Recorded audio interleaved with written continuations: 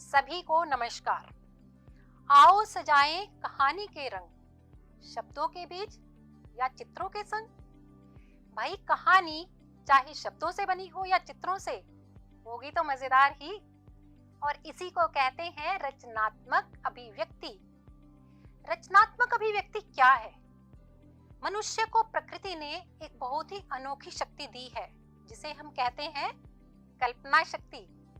और इसी कल्पना शक्ति के आधार पर वह नई नई चीजों का निर्माण करता है, रचना करता है। क्यों? क्योंकि वह अपने जीवन को, अपने आसपास की दुनिया को सुंदर बनाना चाहता है, और इसके लिए वह करता है रचनात्मक अभिव्यक्ति या रचनात्मक लेखन। क्यों? क्योंकि रचनात्मक लेखन भी एक प्रकार की रचनात्मक अभिव्यक्ति है। आज हम रचनात्मक लेखन के बारे में जानेंगे और इसके अंतर्गत हम जानेंगे रेखा चित्र लेखन के बारे में। अब आपके मन में एक सवाल पैदा हो रहा होगा, क्या कि रेखा चित्र के साथ लेखन शब्द कैसे आ गया? क्योंकि रेखा और चित्र, ये दोनों शब्द तो चित्रकला से संबंध रखते हैं और लेखन शब्द लेखन कला से संबंध रखता है। तो रेखा चित्र लेखन का क्या तात्पर्य है? आइए इसे जानते हैं। कला क्या है? कला है हमारे मन की अभिव्यक्ति। जब भी हमारे मन में कोई भाव, कोई कल्पना, कोई संवेदना उमड़ती घुमड़ती है, तो हम उसे तरह तरह से अभिव्यक्त करने का प्रयास करते हैं। कभी हम उसे चित्र के माध्यम से अभिव्यक्त करते हैं, तो कभी हम उसे शब्दों में उतार देते हैं, कभी हम उसे मूर्ति का रूप दे देते हैं, तो कभी हम अपने मन के भावों को गीत गाकर और नृत्य करके प्रस्तुत करते हैं। ये वे सभी कलाएं हैं जो हमारे मन के आनंद को, हमारी संवेदनाओं को आकार के रूप में दूसरों के सामने प्रस्तुत कर देती हैं। अब मैं आपसे एक सवाल पूछती हूँ, क्या इन सभी कलाओं का आपस में कोई संबंध है? जी हाँ, इनका आपस में बहुत ही गहरा संबंध है। इसमें से प्रत्येक कला दूसरी कला का रूप धारण कर सकती है, यानी संवेदनाएं एक कला से दूसरी कला में स्थानांतरित हो सकती हैं।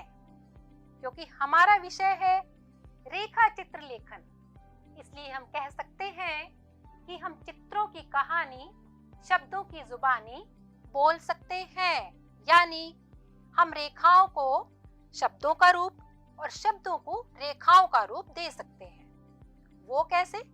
आइए उसे भी समझ लेते हैं। यहाँ हमारे सामने एक रेखा चित्र है। इस रेखा चित्र को देखकर हमारे मन में एक कल्पना पैदा हो रही है, क्योंकि हमें ये लग रहा है कि यह एक खेलते हुए लड़के का चित्र है। एक और रेखा चित्र देखते हैं। ये रेखा चित्र और भी स्पष्ट रूप से हमारे मन में एक स्मृति को जगाता है, और हम समझ पा रहे हैं कि ये महात्मा गांधी का रेखा चित्र है। एक और रेखा चित्र हमारे सामने आता है। यह और भी अधिक स्पष्ट रूप से हमारे मन में कुछ भाव, कुछ कल्पनाएं और एक कहानी पैदा करता है।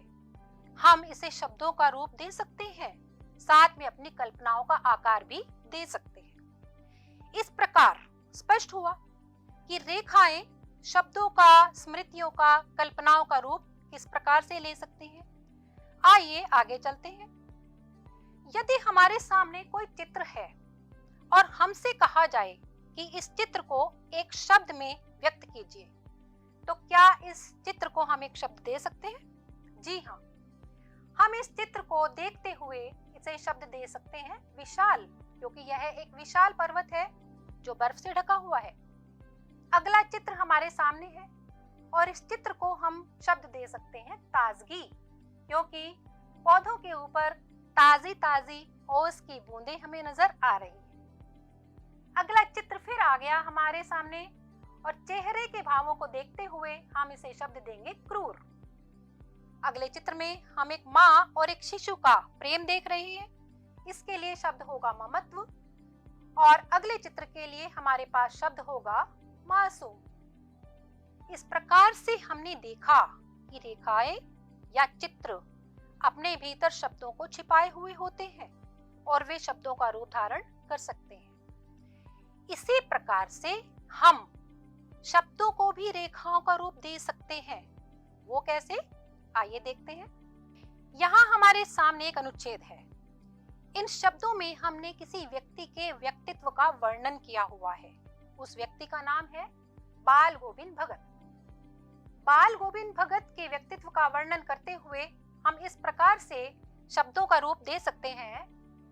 बाल गोविंद भगत, नाम में तो भगत था ही, स्वभाव से भी एकदम भगत। उम्र का 60वां दशक, गोरा रंग और मध्यम कद, और उम्र के अनुसार सफेद बाल।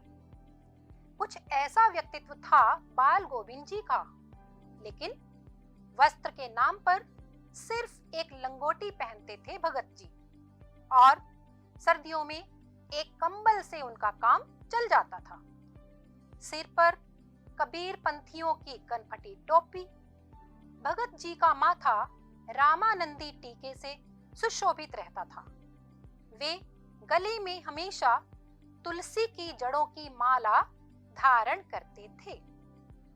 अब इन शब्दों को यदि हम रेखा चित्र के रूप में, चित्रकला के रूप में प्रस्तुत करना चाहें, तो इन शब्दों को हम रेखाओं का आकार आसानी से दे सकते हैं, जो कि यहाँ आप देख रहे हैं। तो अब तक हमने देखा कि हम चित्रों के लिए शब्द कैसे ढूंढते हैं, और उसी तरह से शब्दों को रेखा चित्र का आकार किस प्रकार से दिया जा सकता है। हम यदि किसी के व्यक्तित्व के अलावा यदि किसी दृश्य की कल्पना करके या किसी प्रत्यक्ष दृश्य को शब्दों में उतारना चाहें, तो हम वो भी कर सकते हैं। जैसे यहाँ हमारे सामने एक दृश्य है जिसमें हम कुछ घटता हुआ देख रहे हैं। इस चित्र को देखकर हमारे मन में कुछ कल्पना भी पैदा हो रही है, कुछ विचार भी पैदा हो रहे हैं। तो यदि हम इस दृश्य का वर्णन शब्दों में करना चाहें, तो हम उसे आसानी से कर सकते हैं। अब हम इस चित्र को शब्दों में कैसे उतार सकते हैं, उसका भी तरीका मैं आपको बताती हूँ। हम सब जानते हैं कि शब्दों के कई रूप होते हैं, कई आकार होते हैं। इस चित्र को शब्दों में वर्णित करने के लिए सबसे पहले हमें शब्दों की एक सूची तैयार करनी होगी, और उस सूची में हम किस प्रकार से शब्दों का वर्गीकरण करेंगे, आइए इसे समझ लेते हैं। इस दृश्य को शब्दों में वर्णित करने के लिए हम सबसे पहले वे शब्द चुनने की कोशिश करेंगे जो हमें आंखों से दिखाई दे रहे हैं। तो इस चित्र में जो भी वस्तुएं, लोग या दृश्य हमें दिखाई दे रहा है, उसे हम इन शब्दों में वर्णित कर सकते हैं। उसके लिए यहाँ हमने सूची बनाई है, जैसे लोग, चटाई, खाना पीना, खेलते हुए बच्चे, घास, फलों की टोकरी, झील, वृक्ष, सूर्य, पक्षी और समूह। ये वे शब्द हैं जिसे हम इस दृश्य में अपनी आंखों से देख पा रहे हैं, यानी दर्शित वस्तुएं। अब शब्दों की एक सूची ऐसी भी हम बनाएंगे जो हमारी कल्पना पर आधारित होगी। इसका क्या अर्थ है? इसका अर्थ यह है कि किसी भी दृश्य के पीछे कुछ घटनाएं और जीवन का एक रूप जुड़ा हुआ होता है। तो इस दृश्य को देखकर हम इन लोगों के जीवन की और स्थितियों की जो कल्पना कर सकते हैं, उसके आधार पर हम शब्दों की एक सूची इस प्रकार से बना सकते हैं, जैसे पिकनिक, प्राकृतिक सौंदर्य, आनंद, महानगर की भागदौड़, छुट्टी का दिन, व्यस्त जीवन, सुकून के कुछ पल। अब आप सोच रहे होंगे कि शब्दों की दो अलग अलग सूचियां तो हमने बना ली, लेकिन अब इन सूची के आधार पर हम इन्हें वाक्यों का रूप किस प्रकार से दे सकते हैं, और इस पूरे दृश्य को एक कहानी या फिर एक अनुच्छेद के रूप में हम कैसे लिख सकते हैं, तैयार कैसे कर सकते हैं। आइए इस कार्य को भी कर लेते हैं।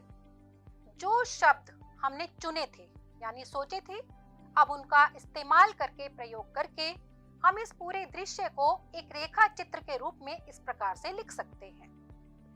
यह एक पिकनिक का दृश्य है जहां लोग खुले वातावरण में समय बिता रहे हैं। घास पर एक चटाई बिछी हुई है जिस पर फल और खाने पीने का सामान रखा हुआ है। यहाँ लोग अलग अलग समूहों में बैठे हुए हैं। कुछ लोग बैठकर खा पी रहे हैं, कुछ आपस में बातचीत कर रहे हैं। झील के किनारे कुछ बच्चे खेल रहे हैं। पहाड़ों के पीछे से सूर्य अपना प्रकाश चारों ओर फैला रहा है। झील के किनारे पर वृक्षों की हरियाली और दूर आसमान में उड़ते हुए पक्षी प्रकृति के सौंदर्य को और भी बढ़ा रहे हैं। महानगर की भागदौड़ में ये लोग अपने जीवन में इतने व्यस्त रहते हैं कि वे सुकून के कुछ पल भी नहीं बिता पाते। इसलिए ये लोग एक छुट्टी के दिन में अपने परिवारों के साथ कुछ आनंद के पल बिता रहे हैं। यहाँ हमें एक खुशहाल और आरामदायक वातावरण नजर आ रहा है। इस प्रकार से इस दृश्य को हम अपने भावों, अपनी कल्पनाओं के आधार पर वर्णन कर सकते हैं और शब्दों का रूप आसानी से दे सकते हैं।